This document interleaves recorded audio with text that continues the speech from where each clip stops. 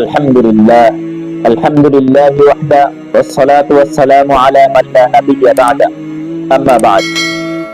সম্মানিত দর্শক শ্রোতা, আজকে আপনাদের সম্মুখে নামাজের ছোট্ট একটি মাসআলা নিয়ে আলোচনা করব।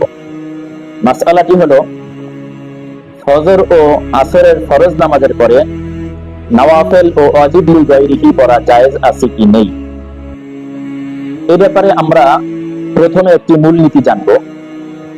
আমাদের মূলনীতি জানা থাকলেই মাসআলা আমাদের জন্য সহজ হয়ে যাবে। মূলনীতি হলো, যে ফরজ নামাজের পরে সুন্নত নেই, সেই ফরজ নামাজের পরে নওয়াফিল এবং ওয়াজিব লিগাইরিহি অর্থাৎ মান্নতের নামাজ এবং তাওয়াফের 2 রাকাত নামাজ পড়া মাকরুহ।